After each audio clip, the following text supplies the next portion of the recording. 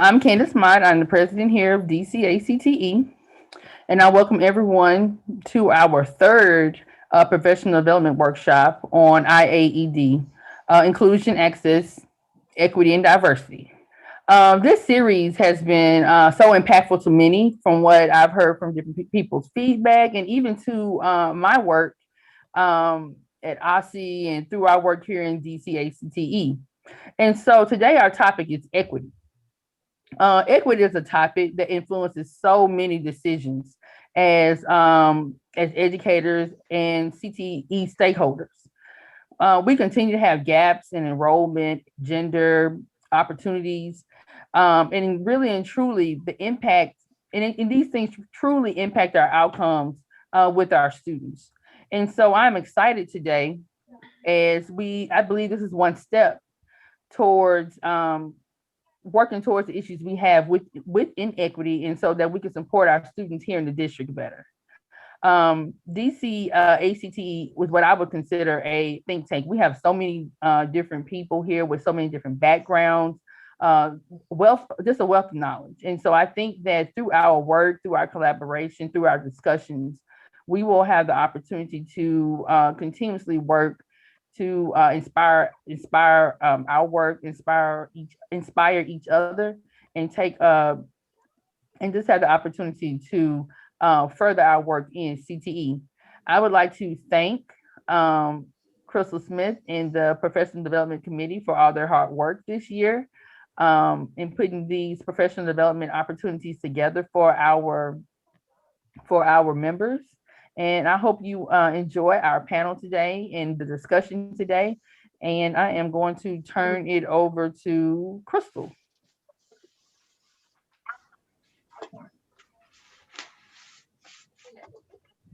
As you see, Crystal is getting stuck on Zoom. Good afternoon, everyone. As Candace said, this is our third of the series. We did, ACTE this year is focusing on IAED, inclusion, access, equity, and diversity. We talked about inclusion. We had a great speaker there. We had a great speaker for access. And today we have a wonderful panel on equity. So our agenda today, we're going to do the panel discussion. We're going to have a 15-20-minute breakout session. So please be engaged, share your thoughts. This is a space to be able to build collaborations, to discuss things that are happening, things that we've learned throughout the pandemic, and talk about what we can do to move further in the future. We're going to come back and do our normal group share out. We're going to have a short presentation about CTSOs. Hopefully everyone knows what they are. If not, this is the time and the space to learn about them and for everyone to think about what we can do to engage our students, from middle school all the way to the collegiate and professional level. We're going to also talk about something we want to do going forward, starting with our last workshop of the year. We'll have our usual competitive social activity, our Kahoot, for our first and second place winners to get gift cards, and just a couple of announcements and the survey. So please make sure that you are engaged, that you contribute your thoughts and your perspective in each of these spaces. And I am going to hand it over now to Ms. Andrea Zimmerman. Thanks, Crystal. This portion of the event tonight is going to be our panel, and I'm really excited to introduce our panelists who are with us today, who gave us some of their time. So first up, I have Joseph Green III, and Joseph, many of us know him from working with OSSI under the Career and Technical Education Department as a performance accountability coordinator, providing guidance to schools and local education agencies regarding federal civil rights regulations as it applies to CTE programs of study. But he's really here today wearing another hat, which is that he also serves as the state member at large for the National Alliance for Partnerships in Equity, also known as NAEP. And then my second person I'd like to introduce, so honored to have her here with us, is Ebony Rose Thompson. Ms. Thompson was elected in November to represent Ward 7 on the State Board of Education here in DC. She is the outgoing chair of the Ward 7 Education Council and works for the Schusterman Family Philanthropy, supporting their national education giving. And I will just say, as a Ward 7 resident, very happy that she represents me.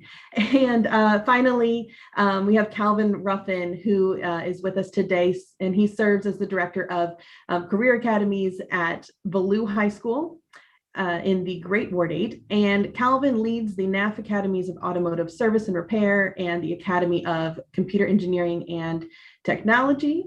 Information technology, excuse me. Mr. Ruffin has a background in student development, post-secondary counseling, and program development. Currently, he is a doctoral student, so shouted out for being a doctoral student in a pandemic at the University of Wisconsin Stout, pursuing an EDD in career and technical education. So with that, I want to welcome shared screen, which is perfect because everyone should be pinned. Also, I just want to say, can we shout it out also to Andy, who's the amazing tech wizard behind the scenes. He deserves all the snaps. So thank you, Andy. Oh, everyone can tell Andy happy birthday because we won't see him before his birthday. So happy birthday, Andy. Thank you very much, everyone. Glad to be here.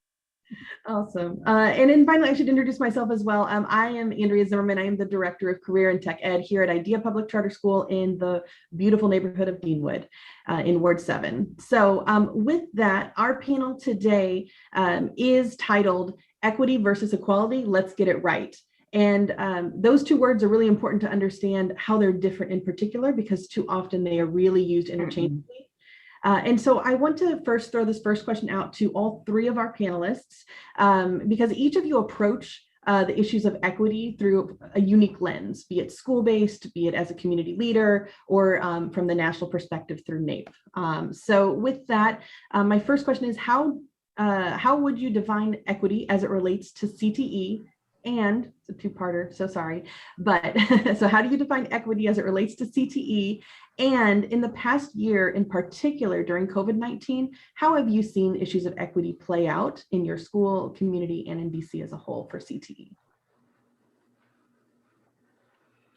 Okay, well, I'll go with the second part of the question first, and then we'll work our way back.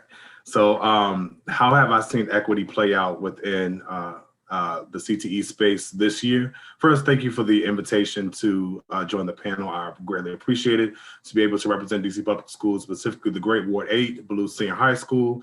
I definitely want to put that out there. And I am, I do have affiliations with Ward 7 too, so shout out to Ward East of the River, Northeast as well. So all that to say, how has equity played out? Equity definitely has been a different conversation as it relates to particularly students with disabilities within our schools, so our SPED population.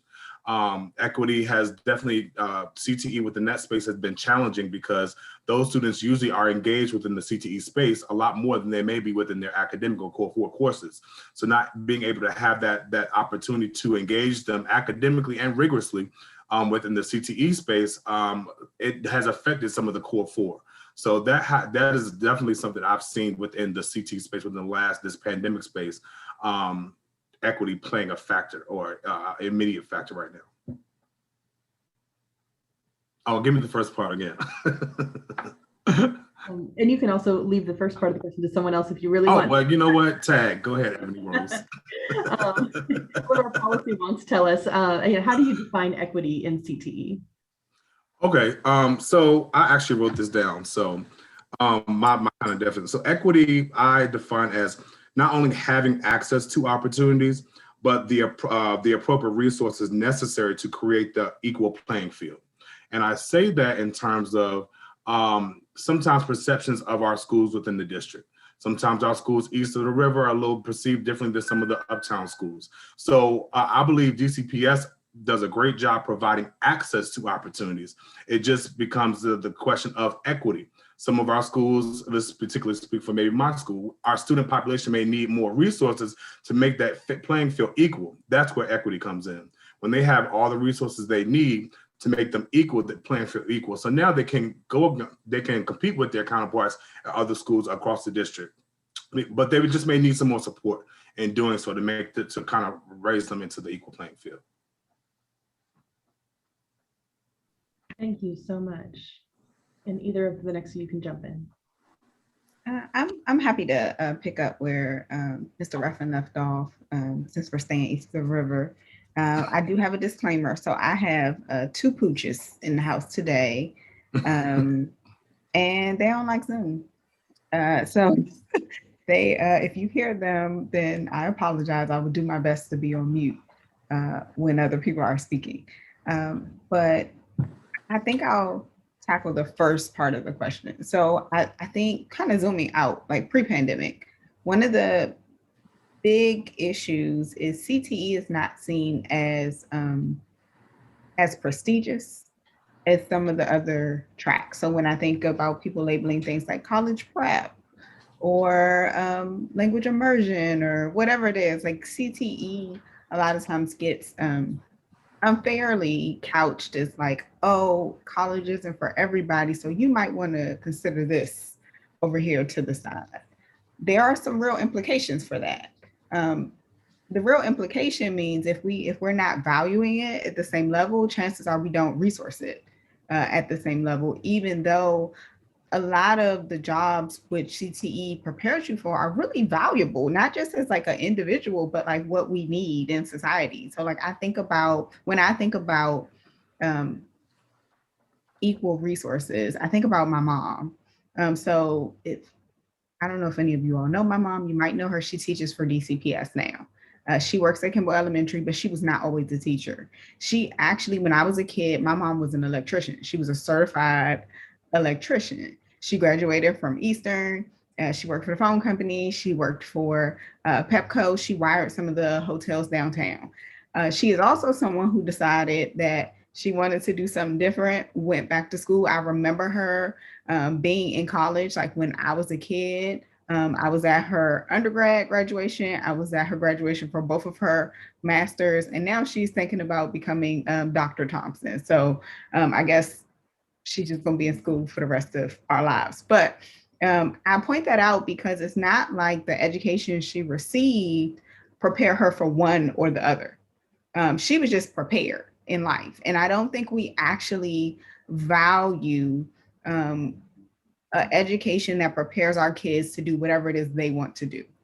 That these are just valuable skills, period. That we are really thinking about like, what is it that like makes you just a productive citizen? What gives you the skills to make the choices you want to make for yourself, for your family, for your life? And so I think that's the first hurdle. Is kind of forever hurdle, it seems like, for CTE, because for a lot of people, it's like, oh, you couldn't get A's. Like, think about CTE, and that's not right. So that's the first thing I'll say. The second thing I'll say, as far as equity, is more of a resource equity question. So we're seeing some of the same difficulties, honestly, we see every year with resources and budget. But a lot of times, it's a lot of the CTE programs in particular are east of the river. A lot of our east of the river schools get hit the hardest when it comes to budget. It seems like last year, or this current school year, we kind of got pre-pandemic budgets because we didn't know it was COVID when the mayor was setting up the budget. Like, she does that around January when she makes the big decisions. So remember January 2020, it wasn't the life we know now. So fair enough. So that was pre-pandemic budgets. We now are seeing like kind of non-pandemic budgets in schools that don't really reflect the realities of what schools are going to face with like response and recovery, which is super concerning. I think that when you think about equity, and I've seen some of the campaigns about like everybody having a nurse or everybody having a librarian, and like I get it, but that's still not equity. That's equality. Everybody having one. And so we don't have a great answer, even though we do have like an at-risk formula and all these different things. We actually don't have a great answer for how do we equitably resource our schools. Sometimes we actively ignore some of the realities our schools are facing. I do think there's an opportunity with this federal funding, because there's a whole bunch of flexibility around it, but that means that there's a whole bunch of accountability games we're going to have to play as citizens to make sure it goes to the places that we need it to go to. But there are huge opportunities really to think about, like, not just how do we climb out of this recovery hole, But how do we set ourselves up for the future? How do we do some of the actual reimagining of education and make this a real pivot to say like, okay, we're going to make an investment in the schools, in the programs, and make sure that includes CTE.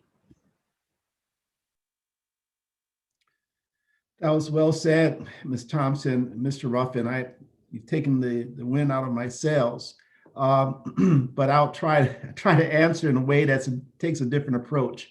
I am almost a 2-year resident of Ward 8, and I keep an eye out on Ballou and Anacostia. I used to work at IDEA Public Charter. Those schools are very, very close to me because I live nearby children who go to those schools. And I have a vested interest because 20 years from now, if I'm in St. Elizabeth's Hospital and I'm getting an IV from someone who graduated from one of those 2 schools, I want them to discern the difference between congenital and congenial. and I want them to have be able to have an approach and a critical analysis of how to take care of me from a holistic standpoint, and not only know their craft. So CTE is critically important, but here's what it means to me in the context in which you asked it, Andrea. So equity to me is a permanent method of changing or undoing a system that is structurally racist or exogenous or discriminatory in nature. In career and technical education, I believe that it's important to identify and cultivate talent in youth at a very young age so that all students will know how to train and prepare for their desired careers. One of the major barriers to equity in career technical education is that students are not fully aware of the training and skills necessary to enter the workforce in high-wage, high-skill occupations. And so I just don't make this term generically. Again, I'm going to use the example of this $165 million hospital that's coming up in Ward 8. And I want our kids who are going to these schools from 6th grade, not from 9th grade, to see themselves in 10 to 12 years as doctors, nurses, anesthesiologists, radiologists, and those who can see themselves and visualize themselves in these positions in occupations where we're going to be building our infrastructure and healthcare in this community. And so in the case of equity, it takes a teacher to also see this vision and to also see him or herself in 20 or 30 years in the IC or in hospice care and say to him or herself how important it is to give special attention to the child who doesn't know what radiology is, but yet is important in terms of giving back to his or her community and finding a career for him or herself that offers a sustainable wage and a great career. So I'll stop right there for now. That was so great. Thank you, Joe. Calvin, I wanted to touch back on something you said in your opener about how this year during COVID has really impacted your students with disabilities and how it's also impacted their academic achievement, right? So could you talk both about how CTE can be used as a vehicle to address equity and how CTE can be used to address academic achievement, excuse me. So CTE definitely is now, specifically at Ballou, we are doing a shift. We are shifting and incorporating our CTE programs and infusing them with the core 4. So we've started to make that shift because rigor is included within the 2. So you can have rigorous CTE courses that also are connected to your math, your science, your history. They're all connected when you think about it. And we have a great program that we've started this year called 3DE, which allows our students to do case methodology, project-based learning. So infusing some of the CTE models and the way that we're doing with, we're teaching our students in the classroom, and then putting that into an academic or core 4 space. So they're connecting those 2 together. So we're also cohorting our students as well. So they'll be able to work with their core 4 as well as within their CTE classes. So they'll have that connection. So that's some of the things that we're trying to do to create more rigor within our CTE programs, and also to allow students to see the connection between the type of math that you learn within geometry also can be effective within the CTE space, specifically maybe within automotive, or the math that you're learning in algebra could be also related to what you're learning within your IT Academy course module. So allowing the students to see the connection between there and creating rigor within the classroom. That's how we're seeing CTE place now within our school spaces. So instead of having a either or kind of mentality, it's now a both and. CTE is both an option and it's an opportunity for you to advance and progress. So instead of having that, what Ebony said before, well, you know, you don't have good grades, that's a CTE. No, it's now, you can also be in a CTE academy, a NAF academy, and also take AP classes. You can also take, you know, IB courses. You can also do dual enrollment. So it becomes an both and conversation. Give me the first part of your question again, because I should have warned you all. I'm known for two-for questions. So, how can CTE be a vehicle to address equity? Okay, so I also think that CTE more so can be a vehicle to address equity through policy.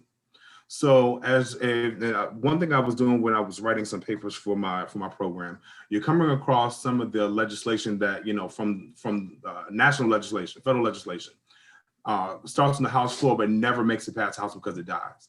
And these are programs of legislation that can help and support and make CTE equitable within these spaces, within some areas that may be rural, that may not have access to certain opportunities for students to have career options, or some places like ourselves within the district where students east of the river or different parts of the city are now training themselves for the future jobs within this area, which are technology, which are construction, which are different industries. So policy is definitely a way that we can use to make CTE equitable.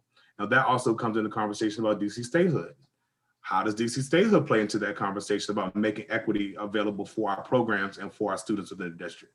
So that would be my take on equity within CTE, definitely through policy and legislation. Great. I know I addressed that to Calvin, but if either of you also want to jump in on that before I move to my next question, I'll open that up. Thompson.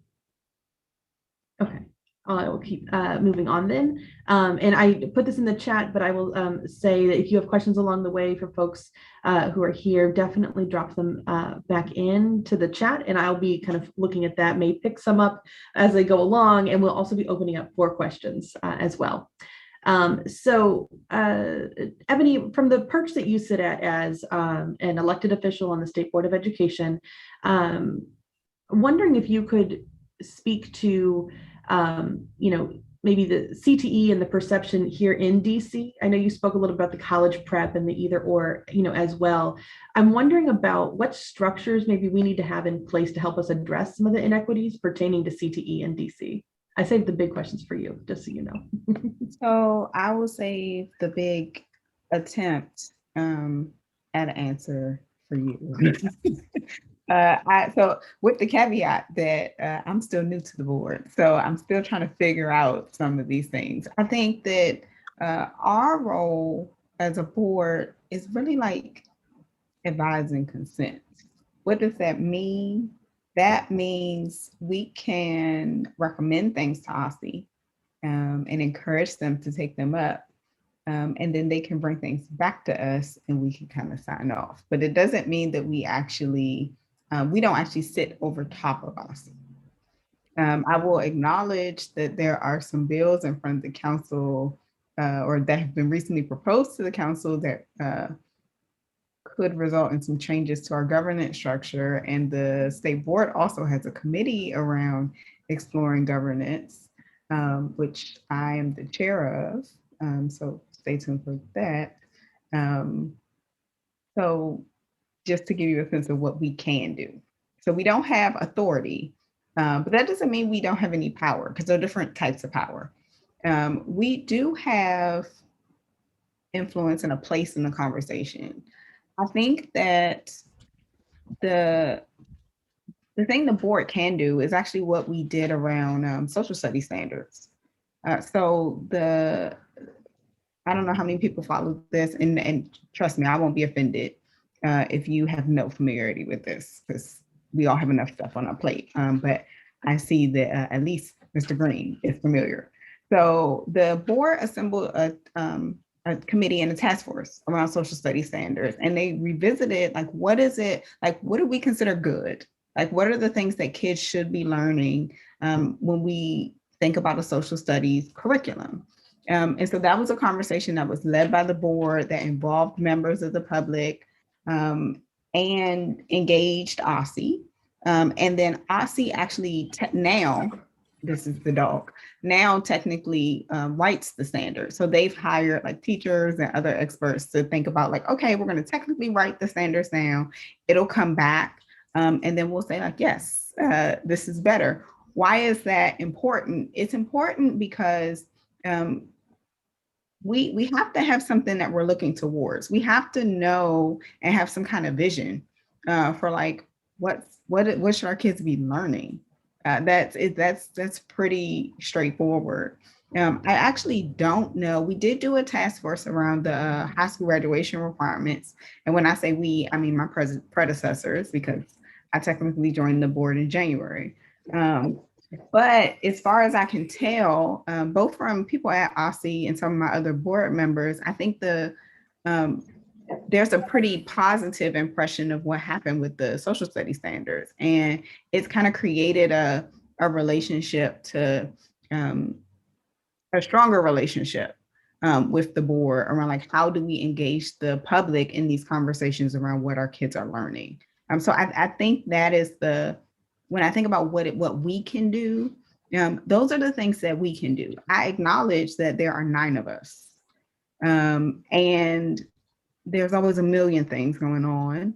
And there's always a million things that we could be doing. And so there's always the dance that we do as a community, quite frankly, and like what we prioritize and raise our voice around. So if that's something that the CTE community really wants to push and our larger like East of the River community really wants to push, I'm pretty sure you will have some advocates in that. I mean, right now you actually have, technically East of the River has 3 board members because that large member is also East of the River resident. Jock Patterson is Ward 8. And so, especially given that a lot of these programs are East of the River, serve East of the River students. I mean, most of DCPS is East of the River. We make up like 50% of the school age population in the district. Don't let anybody tell you otherwise. You do have a path and some allies, but that's kind of, that would be my honest response as far as like, what could we do? That's what we could do. Everything else is a little more removed from us. So like, yeah, like, well, we actually have several board members now who are engaging in like the budget conversations. We don't have any oversight of budget, but I'm somebody who goes to the budget hearings before I was a board member. I very rarely saw state board members testifying. I've seen the last 2 budget hearings that were open to the public. Well, oversight, we're in oversight now, but more than half of the board showed up to testify. That wasn't true last year. So definitely still lean on us for things that are like, this is an issue. But as far as what we can actively do and like we should be doing, I think us taking a look at the standards would be something that you should engage a conversation with us around. I'd invite you to engage around. Appreciate that. Can I also add something too? Please go ahead. Okay, I'm sorry, Joe, if you were about to. So also, I think I was thinking about in terms of equity, and we're looking in terms of working with students and then working with some of the job industries and career industries, creating equity in terms of hiring and employing underrepresented professionals. So if we're trying to engage, if we're trying to increase women in transportation, we need to hire women mechanics or women in transportation to educate and employ our students to go into those fields. If we're trying to get more men in nursing, hire male nurses within the schools to do the training programs. So as we're looking to increase our young women population at Ballou with women in auto tech, I now am looking to put women before them that are in transportation to hopefully engage them in that process to do so. So that's some of the things I would say that to kind of create equity within the CTE space as well, that will also bubble over within the job market. if we're starting to work within equity spaces within our high schools now. Appreciate that. Joe, I have a question for you, both with your NAEP hat on, and you never take the Aussie hat off, right? But what are some measurable goals that CTE should be thinking about as it relates to equity and inclusion? Right. I think that an increase in concentrator rates in tracking post-secondary activity in institutes of higher education, post-sec, I should say, or in the workforce would help us understand trends among subpopulations in pursuit of CT careers by industry cluster or by program of study. So in practical terms, Andrea, what that means is that we need to look at what our concentrators rates are, because right now they're low in proportion to the participant rate, and our participant rates are low in proportion to our general enrollment rates. And so therefore that we can infer from that data that we are not informing kids, or else kids are not making it a priority to consider CT as a proper program of study that correlates with their core subject requirements. With regards to post-sec, I believe that we haven't been able to put our arms around where our students are going 1, 2, 3 years after they graduate from high school. And so I think therefore that's important that we see what the trends are. Are they finishing at UDC? Are they finishing a 4-year program? Are they pursuing their license or certification if they haven't already at the high school level, and if they are concentrators and completers? This data is critically important for everyone. If you put the equity lens on it, you'll see that the numbers are even more disparate among the protected classes by women, as Calvin mentioned before. Those who are underrepresented in certain industries, there's high disproportionality. There's also high disproportionality among Blacks and underrepresented in engineering. I would imagine in automotive technology. I would imagine also in bioengineering and those other hard STEM areas. And so identifying those disparities is one part of our strategy.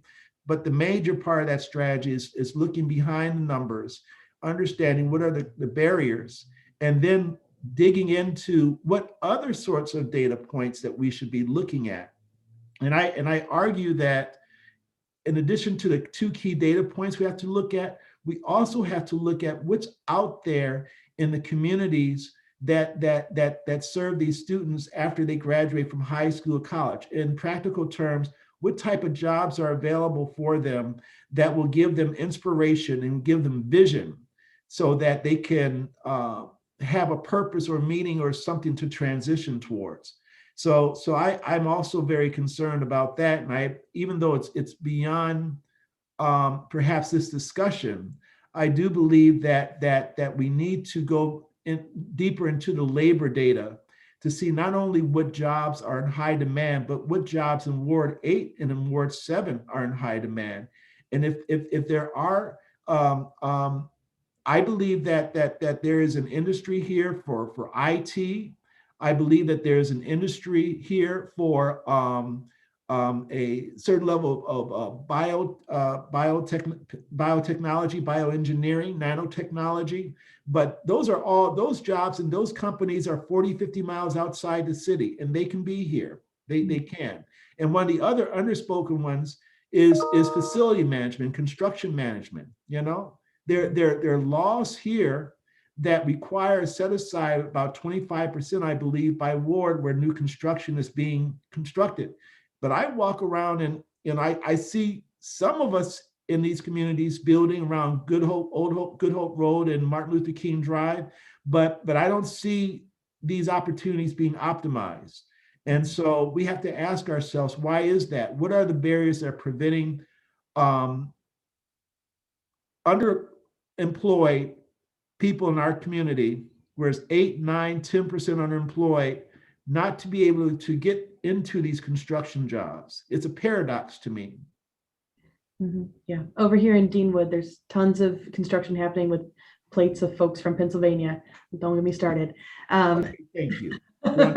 Totally agree. And I would just add one more thing, my own perspective as a school leader, right? When I first started in this seat, I immediately said, I want to see our data, but I want to see it disaggregated. And I want to see how it compares of our number of students with disabilities in our CTE programs as it compares to our, those are not in CTE. And I actually found that there weren't as many students with disabilities in our CTE programs. And I went and said, well, we need to figure out what's going on here. Is it a marketing issue? Is it a counselor issue? What's the gatekeeper, right? And really be going to then work on fixing that. So completely agree. All right, so I'm going to segue us because we're actually over time, but I begged Crystal for some more minutes because this is going so amazingly. Thank you all. So there are some really great questions happening in the chat. Teresa's coming with all the good questions, just so you know. The first one that she did ask that I think is a really important one is about as we reimagine education and we're thinking about school year 21-22, what do you think that the school year, and I'm going to say the school year as it relates to CTE, should look like? Anyone can answer that. I guess I'll take that one, huh? No joking. What does the school look like for 21-22? I actually am thinking in that space now. Around this time of year, February, March, we start to look for the upcoming school year. So I really don't plan. I'm really not going to plan too far ahead, to be honest with you, because tomorrow we just don't know what it will bring. So in a non-COVID world, I would think in terms of, what type of work-based learning do I want to set up in the summertime for what we're doing in the fall. So not to say that I won't think about that now, it's more so the structures of how will I set that up in a virtual space. What can we do that to continue to keep students engaged virtually? Because more than likely in the fall, we'll be in a hybrid space. So field trips, work-based learning, job shadowing, things of that nature will be very limited, if not still non-existent. So what does school year 21-22 look like? Continues to look like, how do we can keep students engaged and still on track to graduate and be academically sound at the same time. So we're also going to be doing what was mentioned before, recovery from what has occurred, and then still trying to keep them moving forward with our NAF programs and some of our career academies within the building. So I think 21-22 will definitely be a recovery slash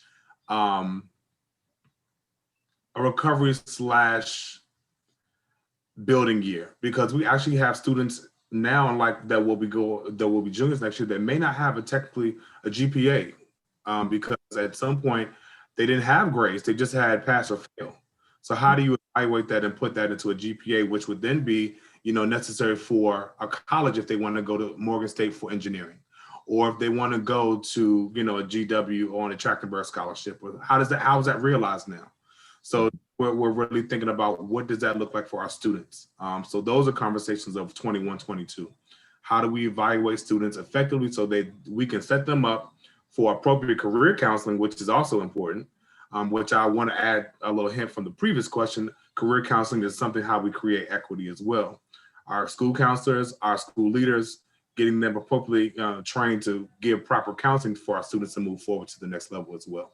So that's what 21-22 looks like for me. Balancing, rebuilding, and moving the students forward so they don't feel like they've been left behind. Can I push there real quick though?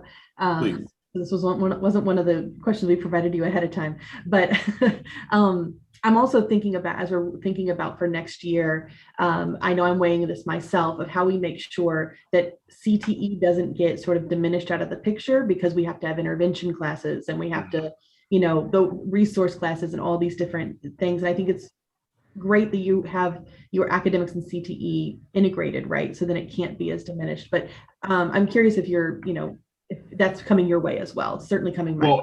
Let me be clear. We're working that way. it's in progress. Okay, these are action words. It's in progress.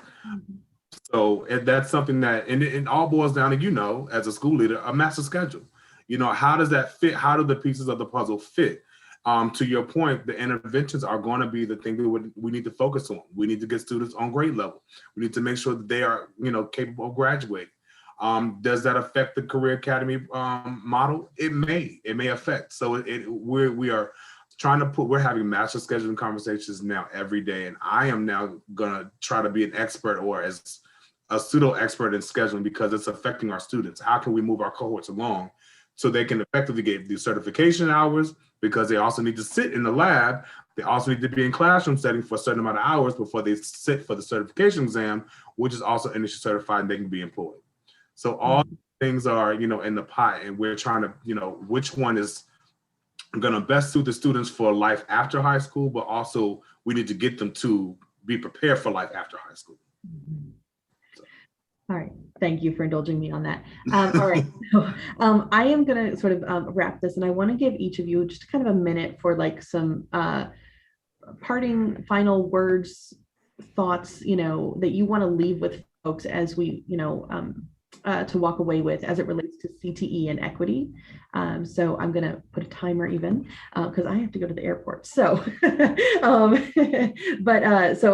can just do kind of a minute each, and if you do less, that's okay too. But again, just if we had to like take away anything from this conversation, what is the most important thing as it relates to CTE and equity that we need to keep in our minds as we go forward in our work? And Ebony, we'll start with you. I think I would just start. I would finish where I started, which is just this idea of like what CTE is and why it's valuable. I think that is the thing that is kind of unsaid, but makes people kind of like invest or not, pay attention or not, push a program or not. And for all the reasons that my fellow panelists laid out, actually matter for kids when you think about like their own career trajectories, what opportunities are in the city versus what opportunities we're preparing kids for. So I would say that is most important. And then to not answer that question, but just to kind of double down on something that Mr. Ruffin was saying in response to your last question. This coming year is not going to be a reimagining year. It's going to be a response recovery year. It's going to be hybrid. Think about the things that actually were helpful to you during the pandemic. So like it's some stuff that we actually might want to keep. Think about that. Think about how to institutionalize those things and get rid of some of the stuff that was not serving us well before. That's the first step. The reimagining, we're not quite there yet because we're not quite out of it yet. But those will be the things that I will hope people leave with. Right, Joe. I'm going to put on a third hat, Andrea, and I work at the African American Museum, and so last 9 months I've been studying about the history of this city and the history of our country with regards to how Black people built this country. So everybody knows about Benjamin Banneker, how he assisted LaFont to build and survey this city. Everybody remembers Booker T. Washington. Everyone remembers the porters and the unions that were started. And so I mentioned these people in these points of time because CTE with Black people has existed for a very, very long time. The equity conversation comes in because the unions were created after the Civil War to exclusively deny Black people and women and people of color, Chinese, all folks who weren't white American, a chance to access and be included in the process. Here we are 166 years later, we're talking about equity as if this is a new problem.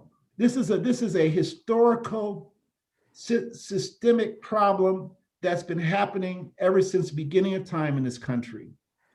And so now we must undo what has been done, but there's a time element here. It's not going to happen in 2 years. It's not going to happen in 5 years. That's why I believe that the time trajectory we have to be very focused and very prescriptive on where we envision our kids, where are they going to be 10 years from now? What type of jobs? Not only what type of jobs, exactly where are they Where are the possibilities for them? And we have to move them along accordingly. Now, in practical terms, next year, I agree with Ms. Thompson, Mr. Ruffin, it's going to be a repurpose and retool year, but it's also going to give teachers, hopefully teachers, I'm not a teacher, and so I don't know the time constraints and the resource constraints that you have, but it's an opportunity for some to build a student-centered or project-centered type of curriculum where you got to pull out all the stuff and focus in on what appeals and what engages the kids, to get them re-engaged and repurposed and retooled back into what they feel is important to them in their education, in the world of work, and what they have to contribute. Great, Mr. Ruffin, bring us home. Okay, well, I actually, under the circumstances, I actually think the pandemic has allowed us to reimagine and to see what doesn't work and what does work. And I think it's given us an opportunity to shake things up and see what sticks, what lands. And I really am excited to see how we engage technology within our classroom and CTE spaces now that we've had to. How are we going to keep these practices that we've had to adjust so quickly to in our everyday normal life post-pandemic? So I'm really excited to see how we engage students in that regard. I'm really excited to see how DC as a whole is starting to emerge in the CTE conversation. When I'm in my doctoral program, I go to school in Wisconsin. I'm the only person from the East Coast. I'm the only person representing a metropolitan city. So when I have these conversations about the things that we deal with in terms of equity and inclusion, it's the same conversations many of them in the rural Wisconsin deal with as well: access and opportunities and equity because of their location. So I'm really excited to see how we move CTE forward within the district and not look at it as just an opportunity for funding, but an opportunity to transform and shift lives. The opportunity to employ a population of people that are now residents of this city that may not be residents of the city because they're being priced out. So how can we keep them here? How can we employ them? How can we make sure that the industries that were here before, they were born, when their grandparents or great grandparents were there and they were able to be sustainable and live and thrive, the students now can do the same thing. They can continue to keep the generations of their families within the district and not have to move out of where they're from. So I'm looking forward and I'm excited to what the CTE space brings. And again, to look beyond the data, because the data gives you a foundation, but there's so much more in that you don't see that happens within our classrooms that data just doesn't show you. So I'm excited to see how we can combine those two and create a conversation and create policy and legislation that will support our students, our families, shifting families from, who may have been poverty stricken. And I've been able to see students who now through CTE they live on their own, they're employed, they have insurance, they have their own rooms, they have their own cars. That's a big deal for a family. So shifting family dynamics and trajectories is really what I'm looking forward to see within CTE, within the district. I want to thank all three of you so much for this. This has been a really wonderful conversation. I want to thank Crystal and Candace for giving us more time on this panel. I knew 25 minutes would not be enough. So I know that there were probably more questions in the chat that we did not get to, but I will hand it back over to my wonderful team on the PD team. I don't remember who is picking up where we for our next destination. And I'm going to hand it off to Candace. We may, use a few minutes. We want to do breakout sessions. We do realize that, there are a couple of things we want to cover, but this was like a wonderful panel. I was not trying to cut it off. I was waiting for more questions. So we do want to use some of this time if the panelists can indulge us a few minutes to be able to answer, and you guys answer a whole group, because you offer such different and diverse perspectives. And it's so good to hear from each of you. And I think everybody in this group, because we have a smaller group this time, would benefit from hearing all of those perspectives. So we want to use a few minutes to be able to do that. And I'm going to allow Candace to take over from here. Hey everyone. So if you have a question, you can use the little function to raise your hand, or you can just come on with it if you have any questions for our panels.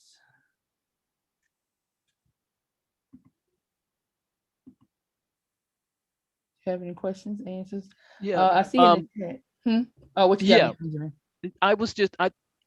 Okay. I think I heard that it's going to be a retooling year and not an expanding year, because I know that at the beginning of 2020, the chancellor was trying to extend CTE NAF programs across the district to many high schools, like even initiating them, sometimes without the financial support, but initiating them in name and creating them in schools. And you're saying that it's going to be like not an extension of that this coming year, but just a retooling, recentering, trying to overcome the deficiencies created by the pandemic and virtual school. I think the district is already going to have whatever plans were already in store to move forward. They're probably still going to happen.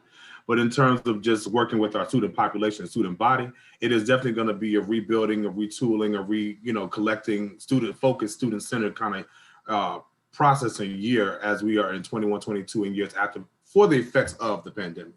But we know, being in our NAF academies and being within DCPS, if they have set sites to create new academies and whatnot, or expand CTE across the district, that's going to happen in a virtual space or not. I'm currently a product of that. I launched a academy, our new academy, virtually. So I've never physically met my students unless they've come up to a pull-up. So plans are still expanding, but in terms of student body, I think we're definitely going to have more touch points with our students. And then my follow-up is that the recruitment, I'm from Wilson Senior High School. The recruitment for the next year is like really lagging for CTE because the kids are not physically present and the information is not getting to them, because usually you would have recruitment fairs and people would go around to each classroom and so is there anything that district-wide could be done to improve the recruitment that's happening at local schools? Listen, recruitment is down across the board. Yeah. For everybody. It's not Okay. just DC. So my school DC, the big lottery, they said they saw a decrease of 40% this year. Wow. I'm gonna say that again, 40%. Now, a bunch of that was actually early childhood, so like pre-K3. Now, people push to get pre-K3 seats because that means they don't have to pay for daycare anymore. So it is all the way across the board, across the city, up and down the chain as far as grades. And every type of program that is having this recruitment issue. The scary part from my perspective is what that means for enrollment projections and therefore budgets. Where the money resides. I don't know of any new voodoo math that they have going on to come up with some different numbers that they aren't using. Like they're using the same formulas as every other year, which is scary because this year in particular, enrollment attendance has meant less than it normally does.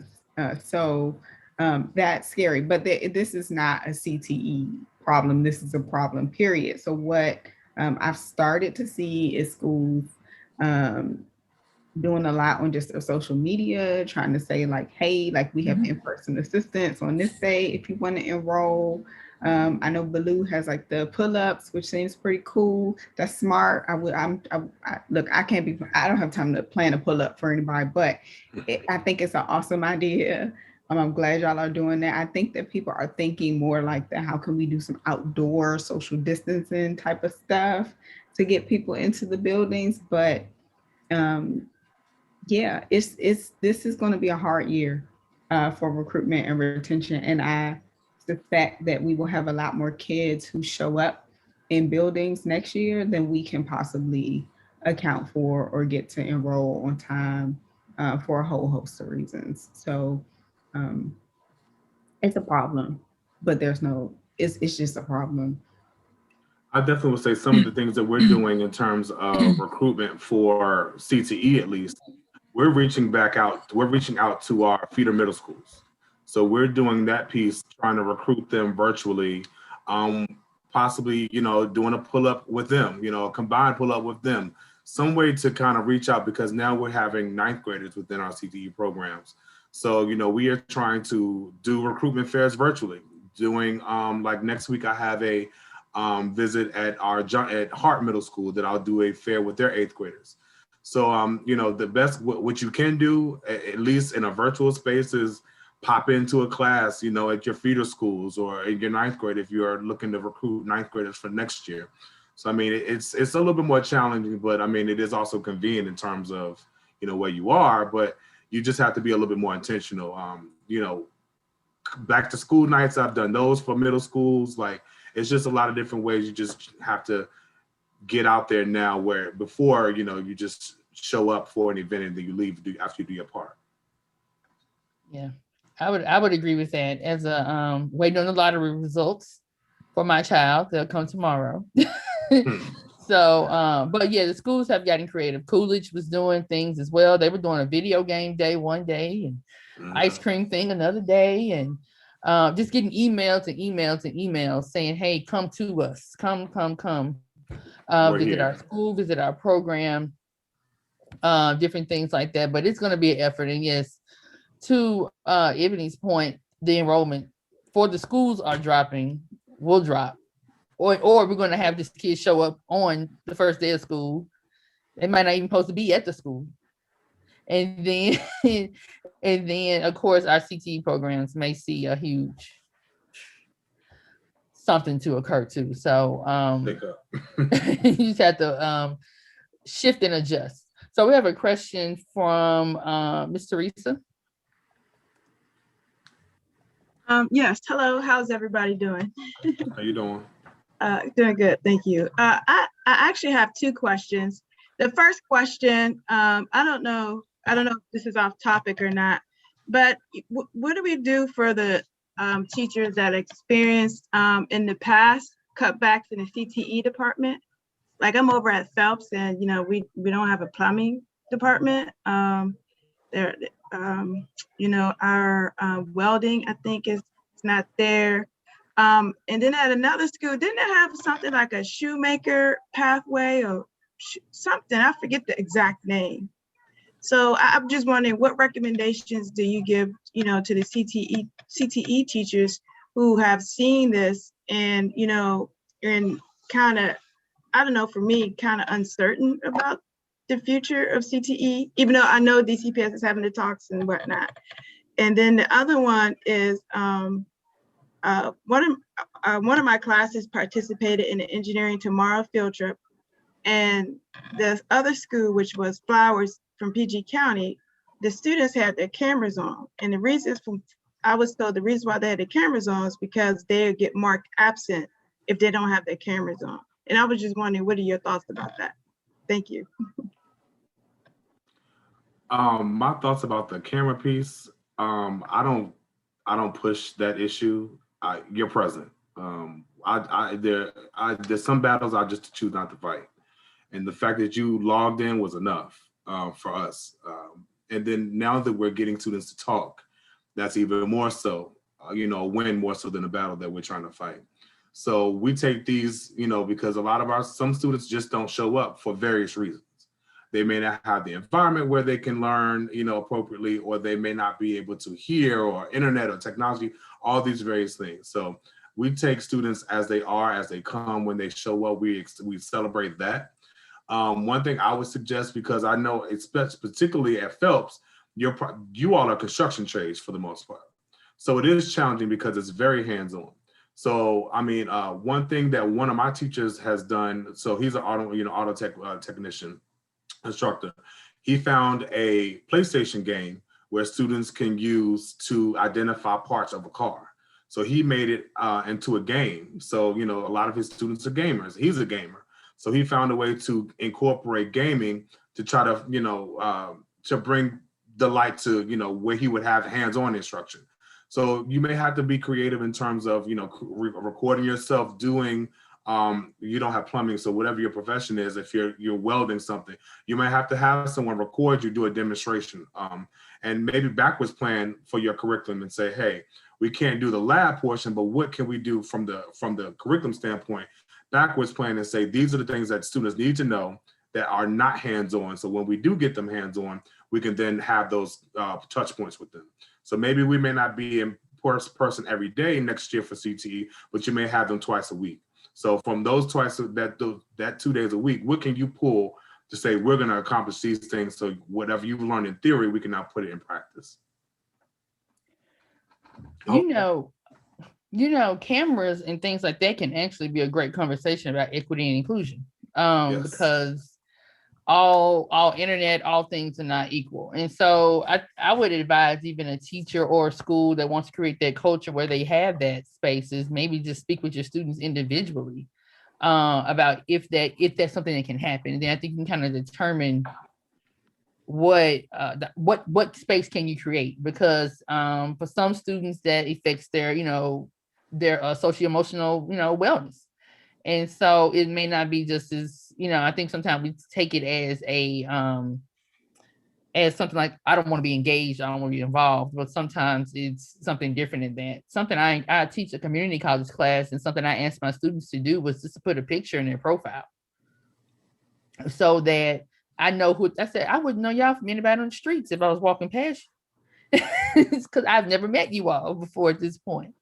So to create that balance, because one girl was in a meeting the other day, she was engaged in a conversation, but she was in an Uber headed to work.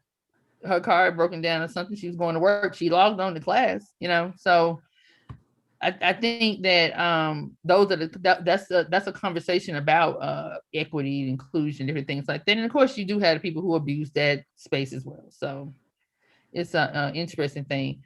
I don't know if Calvin was through, but one question in here was a good Joe question about students with limited language proficiency not being allowed to participate in CTE programs.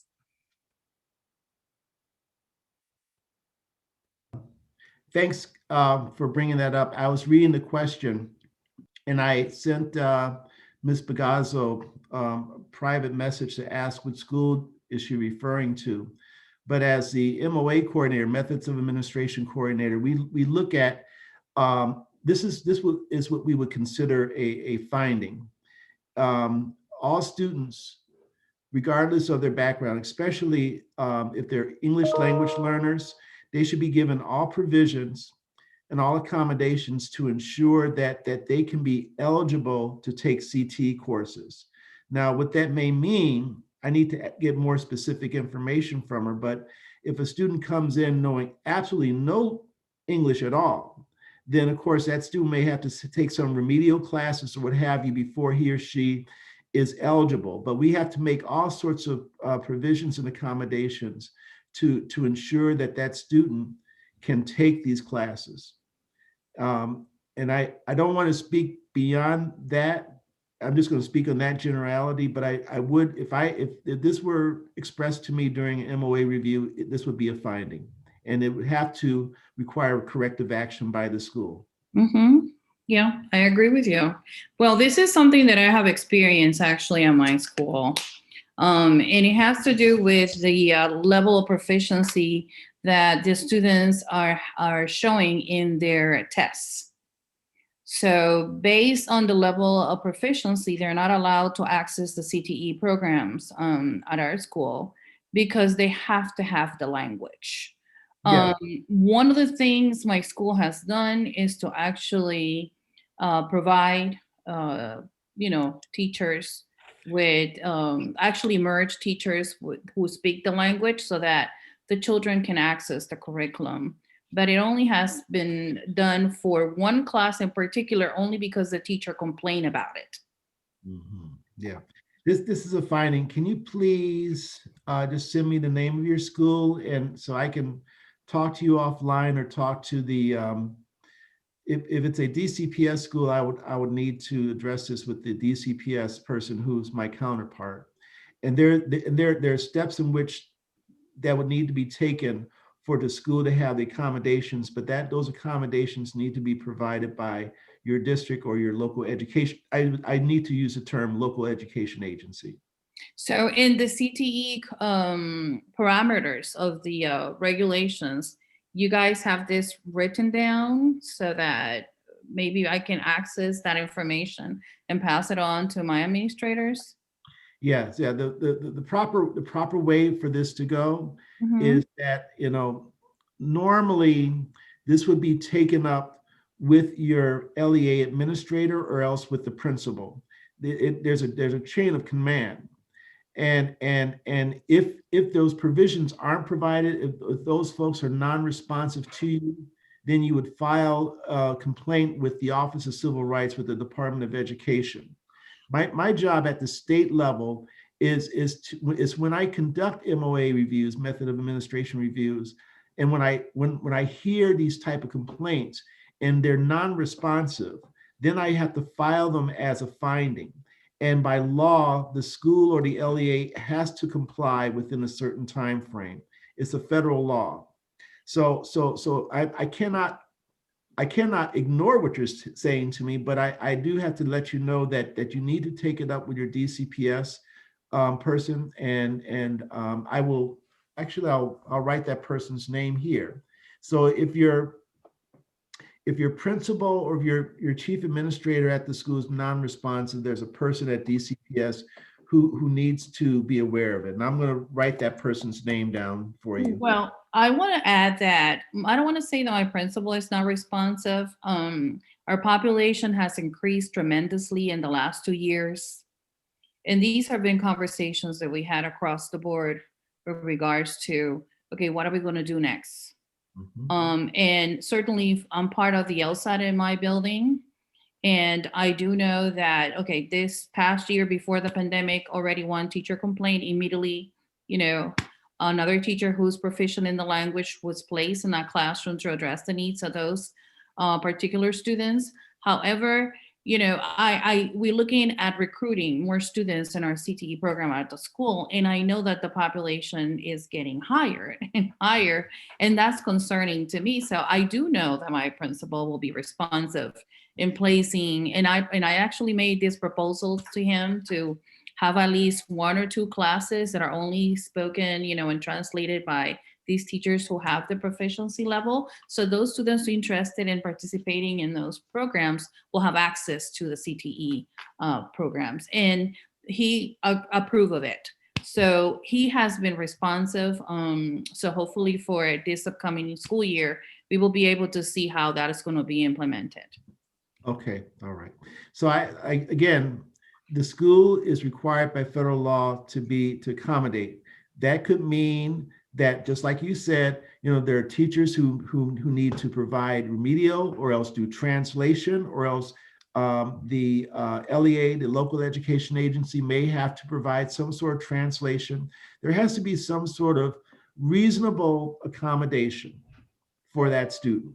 And there's just no 2 ways out of it, especially if that student desires to take a CTE class. Okay. So like I said, if next year, if you're thinking about having the same conversation next year this time, or 2 or 3 months into the school year, and students who are under ELL, English language learners, are still having barriers, then the person in the personal message box that I sent you would be your contact person or the school's contact person. And that person should be able to help find the resources for your school. Okay, great. I'm going to pass this information to some of my coworkers. Thank you. I assume that you're calling from a DCPS school? Yes. Okay. Mm-hmm. All right. You know what's funny? Crystal and I wanted to have this conversation as the 4th person for the panel, and you did it. So, because we knew that was a space that we needed to talk about equity for real, especially as Crystal and I had a student when we were at Woodson. And that's where I think we got an opportunity to kind of see what students, our ELL students, kind of really experience with working through DC, trying to go through SYEP for internships, trying to, get into post-secondary education, all those things. It's something that we talked about, but it's something that we had not experienced. And so then we realized, hey, you know what, this is something, it goes on with these students, it goes on with all the other students here in the district. So thank you for your question, because it was something that we really wanted to have as a part of the panel as well. All right, so we have taken up a lot of our time today, but this was such a good conversation, y'all. I really appreciate everyone's thoughtfulness and everyone's engagement. So I'm going to turn it over to Crystal for our next part as we get close to the end of our time.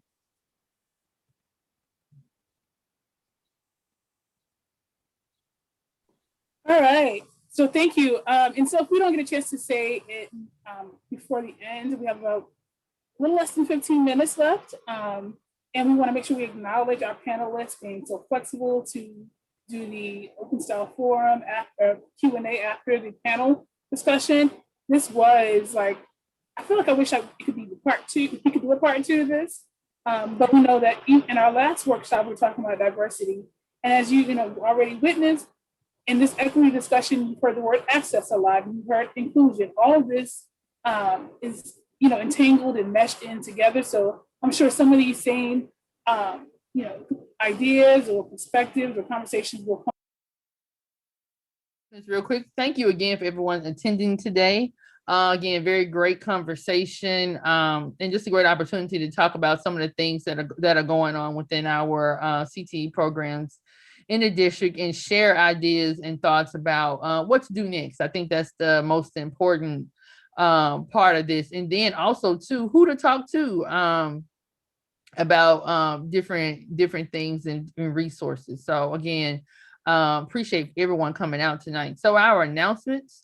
So our last IADE workshop for the school year will be June the 3rd, same time, 4:30 to 6. And we will be tackling our last letter of the acronym, so diversity. We will also acknowledge, and we will put this in the newsletter, make sure you look out for the newsletter, an opportunity to acknowledge any staff or admins or any CTE stakeholders that are important to us within DC-ACTE. So stay tuned for that nomination form that will be in the newsletter. Our virtual Region 1 conference is coming up on April the 21st to the 23rd. And so this is a pretty good conference most of the time. And so it's a great opportunity to talk with and meet other people in other places. Region 1, so DC is the most southern state. We go all the way out to Michigan and we go up to Maine. So we are about, I think, 16 or 17 states in. So it's a great opportunity to connect with other people in other places. I have enjoyed meeting and working with my counterparts all over the Northeast region. The Impact Awards. If you know an extraordinary CTE stakeholder, like we have all these people who provide internships for our students, all these people that partner, provide money, our legislators, our state board members, any of these folks that we know that are CTE stakeholders that are worthy of being recognized, please consider nominating one by May the 1st. This is a national award. I am the national awards chair for ACTE. And so what we do is we take in these applications till May 1st, and then we vote on them over the summer. And then the winners are recognized at the Vision Conference. And these people can, like, we've recognized senators, we've recognized John Deere, the tractor folks, we've recognized all sorts of people across the country, but we have those level of folks here in DC, considering that we are one of the few cities that implements the internships the way that we do. The last thing is if someone wants to consider a leadership opportunity as well within ACTE, there's a National Leadership Fellowship. I put the information in the newsletter for this time, and I will keep it in the newsletter to September the 15th. But I was a fellow in 2015 for Region 1. We will, in Region 1 picks actually 2 to 3 fellows now, an experienced fellow and 2 new fellows. And it's a great opportunity to go through the leadership program for 1 year. They provide a stipend for conferences, and hint, hint, one of those stipends goes to the policy conference, and the policy conference is here in DC, so you get a chance to keep part of your stipend because you don't need it. And they pay for your registration for the vision conference, for the policy conference. And I suggest if you get an opportunity to go to the policy conference in the spring, which is usually in late February or March, do that because it takes your understanding about CTE to the next level. And it's just a great opportunity all around, and a great way to connect and learn more about ACTE in general. And again, last thing, please follow us on social media. On Twitter is DC_ACTE. And that is it on Twitter and Instagram.